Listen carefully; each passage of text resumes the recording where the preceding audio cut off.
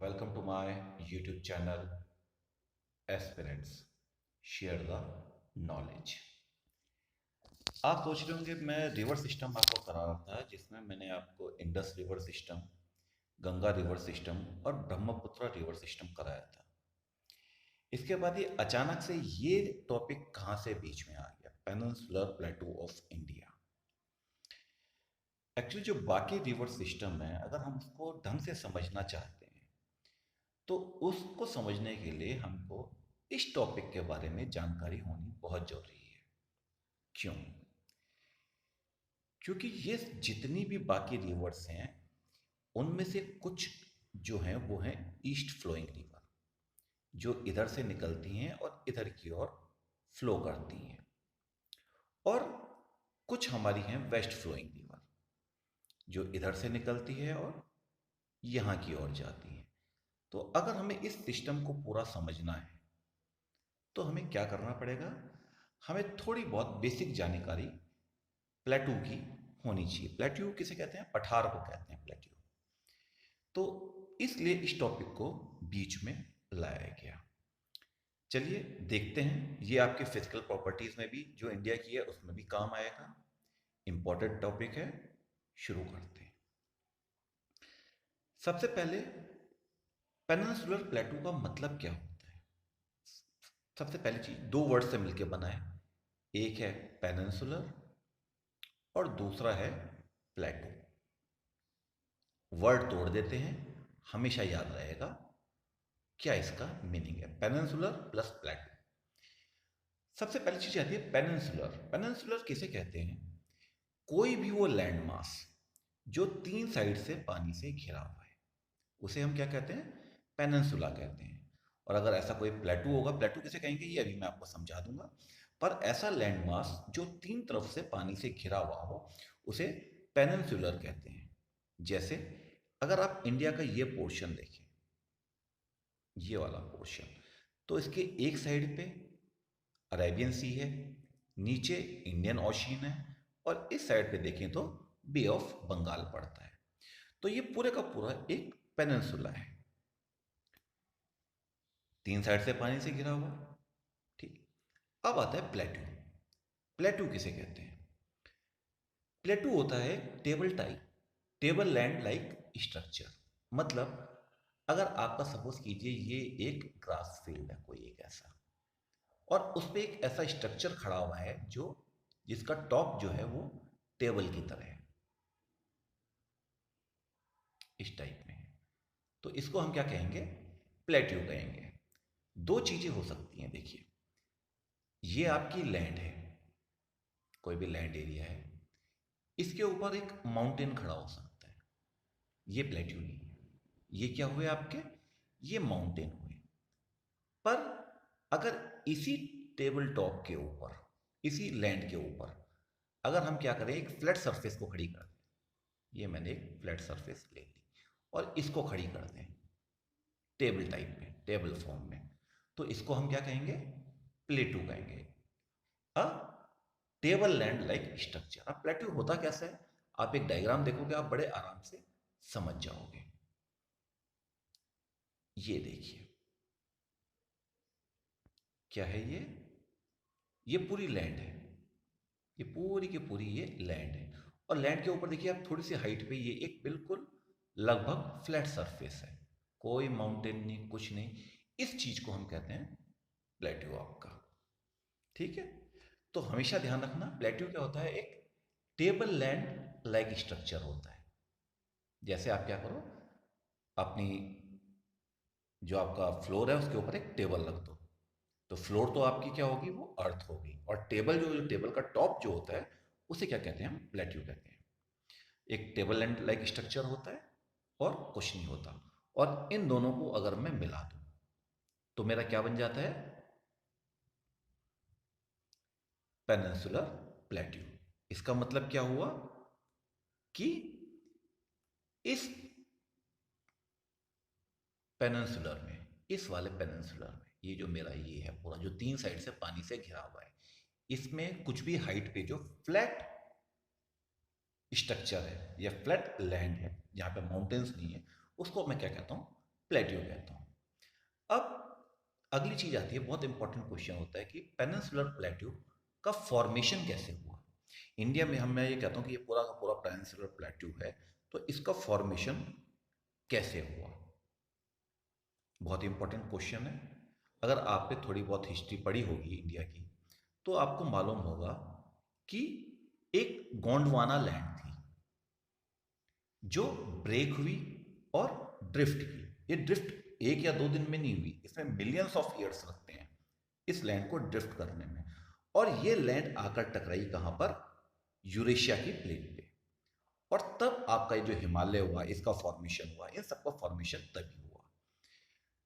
ये आपका, ये अगर आप डायग्राम देखें तो ये देखिए, ये आपकी गोंडवाना लैंड थी। ये जो है ये आपकी गोंडवाना लैंड है। ये ब्रेक हुई, देखो अलग अलग पार्टों में ब्रेक हो गई है।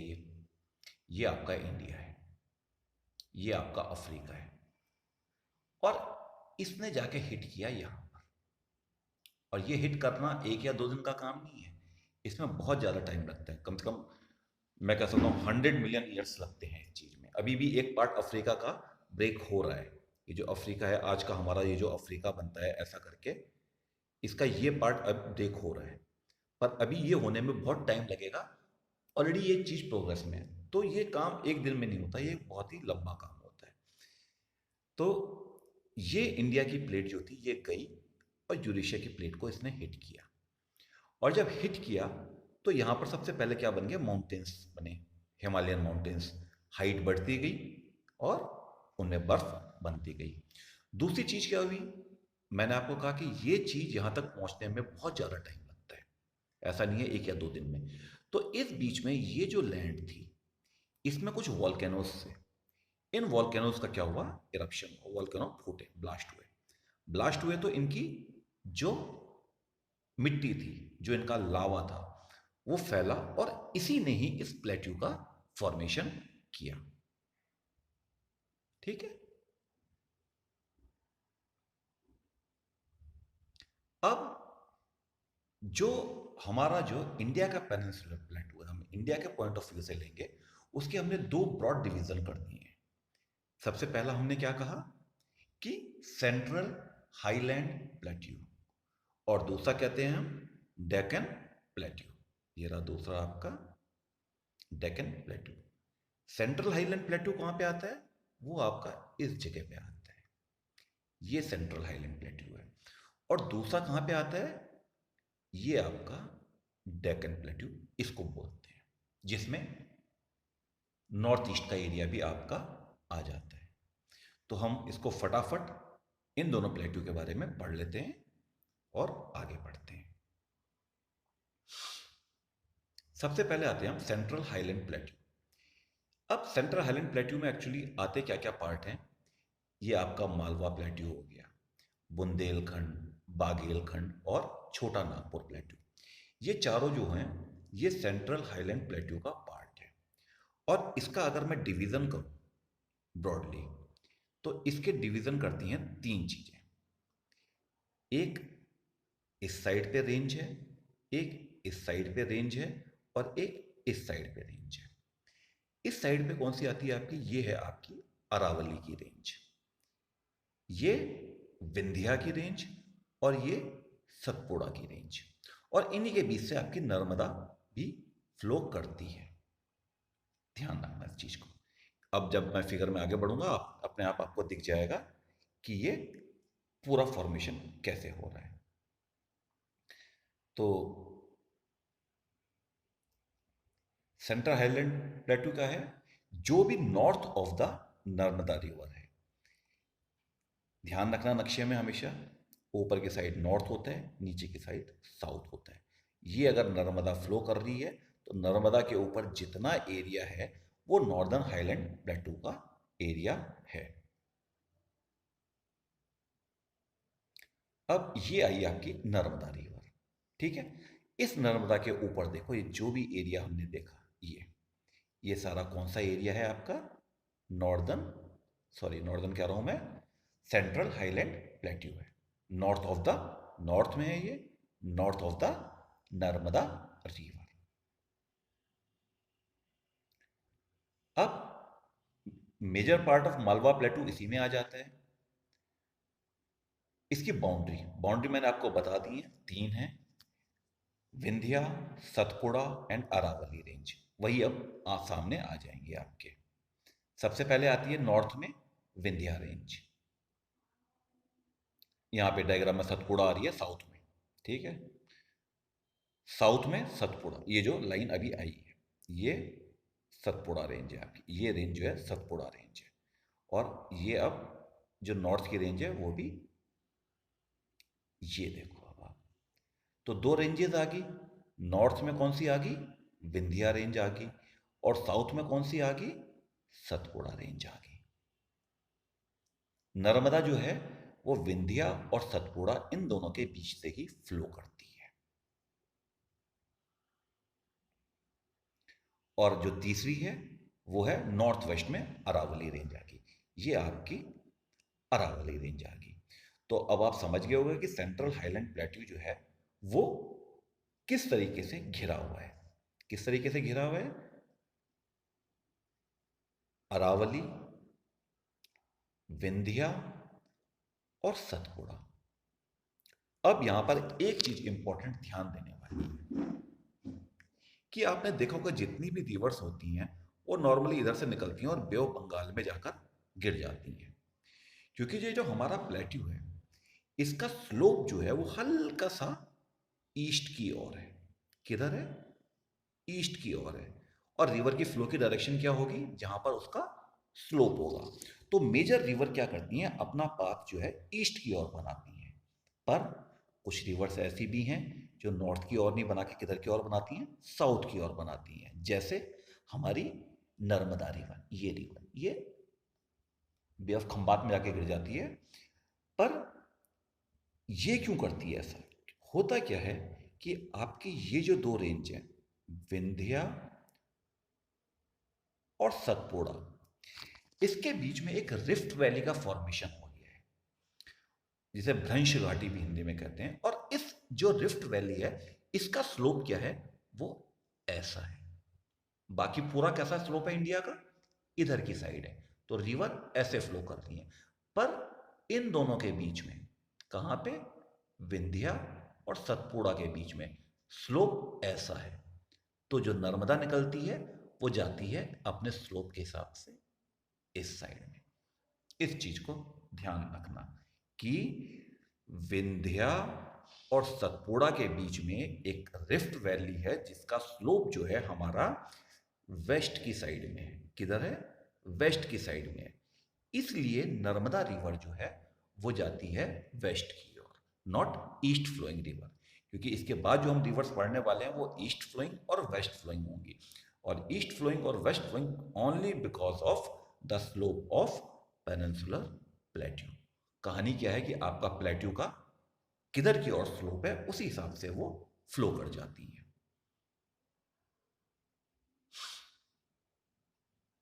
अब इसके बाद अगर आप एक चीज और देख रहे होंगे यहां पर कि ये इस साइड पे वाइड है, वेस्ट में वाइड है और ईस्ट में जाकर ये थोड़ी सी नैरोवर हो जाती है। यहां पर थोड़ा मैंने गलत लिख दिया, इसको ईस्ट की जगह वेस्ट करना था, ठीक है।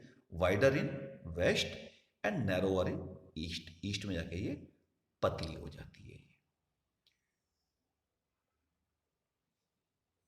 अब इसमें कौन कौन से आते हैं? मालवा प्लेट्यू आता है आपका, उसके बाद बुंदेलखंड आता है, बाघेल खंड आता है और छोटा नागपुर प्लेटू इसी में आते हैं। अब आपका सेंट्रल हाईलैंड प्लेटू हो गया क्लियर, ठीक है। इसमें आपको ये क्लियर हो गया कि जो रिफ्ट वैली है यानी कि विंध्या और सतपुड़ा के बीच में उसका स्लोप किधर है? वेस्ट की साइड है। तो इनके बीच में अगर कोई भी रिवर ओरिजिनेट होगी, बहुत सारी रिवर्स निकलती हैं छोटी छोटी छोटी छोटी, पर सब जाएंगी किधर? इस साइड जाएंगी, अरेबियन सी की साइड जाएंगी, बे ऑफ बंगाल की ओर नहीं जाएंगी, ठीक। ओके जी, गुड। अब दूसरा प्लेट्यू आता है आपका डेक्कन प्लेट्यू। डेक्कन प्लेट्यू प्लेटू आपको मैंने बता ही दिया था, वही triangular mass south of Narmada river. Narmada river कहाँ पड़ती है? यहाँ कहीं पे नर्मदा रिवर पड़ती है। तो इसके साउथ में जो कुछ भी है, ये हो गया, ऊपर हो गया नॉर्थ और नीचे हो गया south. North India, south India, ठीक है। अब इसके साउथ में जो भी पड़ रहा है वो क्या आता है? डेक्कन प्लेटू का पार्ट है।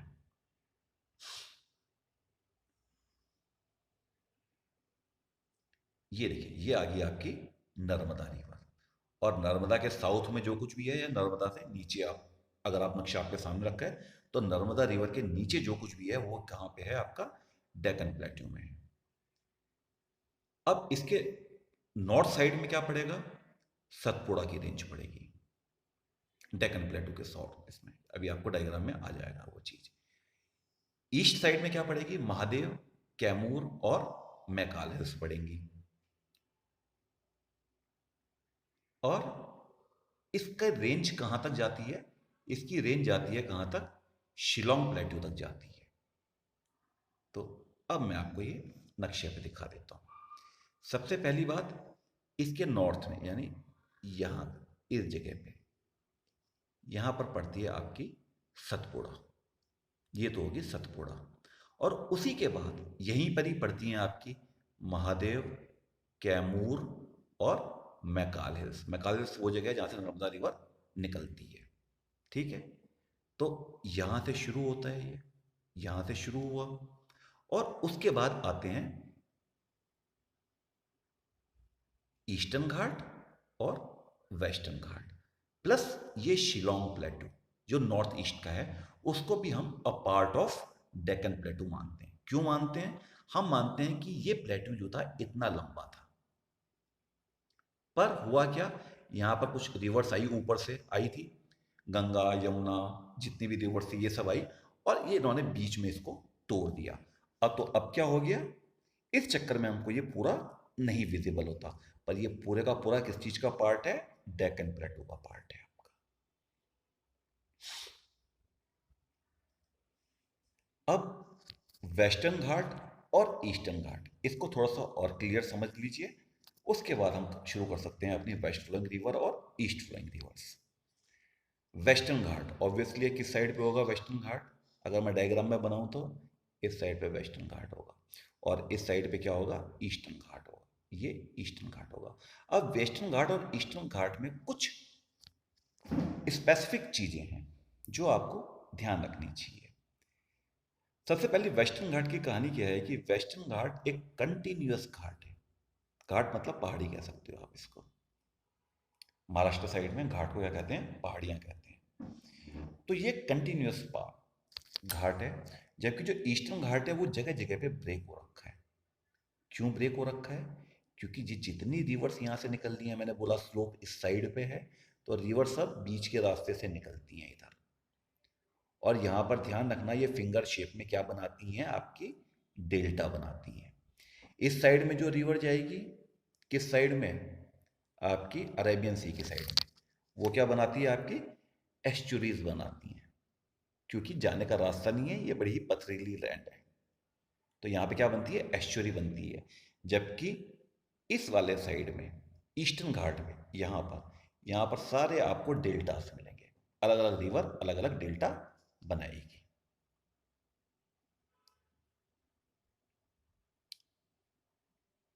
वेस्टर्न घाट ये क्या है? कंटिन्यूअस रेंज है, और ईस्टर्न घाट से इसकी हाइट ज़्यादा है, ठीक है। कहाँ से जाता है ये? तापी से नीलगिरी तक। नीलगिरी आपकी यहाँ कहीं पे पड़ती है, ये नीलगिरी है आपकी, यहाँ पर नीलगिरी पड़ती है। तापी से नीलगिरी तक बढ़ता है ये आगे। ये आपका आ गया कौन सा घाट? वेस्टर्न घाट आ गया। देख रहे हो, एक कंटिन्यूअस घाट है, बिल्कुल कंटिन्यूअस है, और बीच में ऐसा नहीं है जैसे टूटा फूटा, बीच में कहीं से नदियों के निकलने के लिए रास्ता नहीं है। हाँ, ये बात सच है कि बिल्कुल चिपका हुआ नहीं है, थोड़ा सा डिस्टेंस पे है। तो यहाँ तक कुछ छोटी छोटी नदियाँ जो हैं इस साइड वाली, वो इधर जाती हैं। पर रिवर्स की लेंथ इतनी ज़्यादा नहीं है या इतनी इंपॉर्टेंट नहीं है कि हम उनको पढ़ें। 50 किलोमीटर 60 किलोमीटर की रिवर है, कोई बड़ी रिवर नहीं है।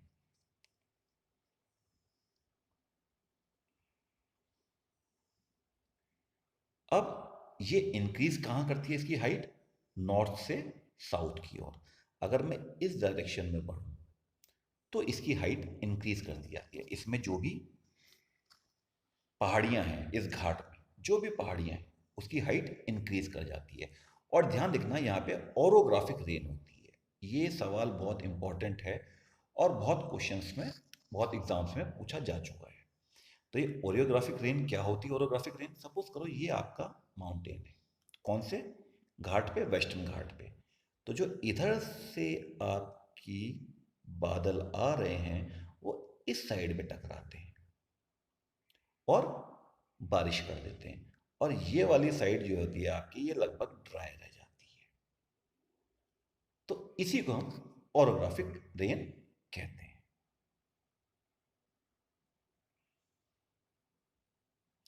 अब इसकी हाईएस्ट पीक कौन सी है?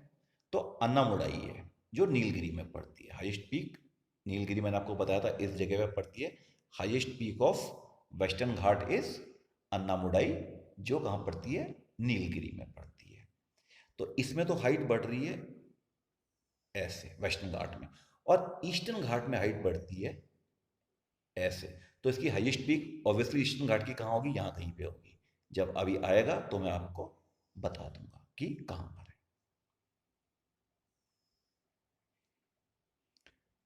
अब इसके बाद आता है आपका ईस्टर्न घाट। ये आपका डिसकंटिन्यूअस है और इरेगुलर है, मैंने आपको बता दिया, क्योंकि बीच में से बहुत सारी नदियाँ जो हैं यहाँ से आती रहती हैं। तो ये क्या करती हैं? इस घाट को ब्रेक कर देती है अलग अलग हिस्सों में। तो इनके भी नेम हैं, अलग अलग नाम हैं। वो जब हम घाट को ढंग से एक्सप्लेन करेंगे तब हम आपको बता दूंगा। पर ये बेसिकली ये डायग्राम, मैं ये जो लेक्चर ले रहा हूँ वो आपको ईस्ट फ्लोइंग रिवर और वेस्ट फ्लोइंग रिवर का कंसेप्ट समझाने के लिए ले रहा हूँ।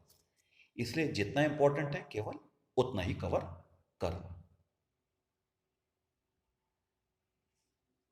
ये आपके आगे वेस्टर्न घाट, ठीक है। देख लो, कंटिन्यूअस नहीं है, ब्रेक हो रखे हैं। और कहां से कहां तक बढ़ते हैं ये महानदी से शुरू होता है और नीलगिरी तक जाता है। कहां से? महानदी से, यहाँ की महानदी आती है, इससे नीलगिरी यहाँ तक ये जाते हैं। बीच में लगातार कई जगह पे टूटे हुए हैं, ध्यान रखना इस चीज को।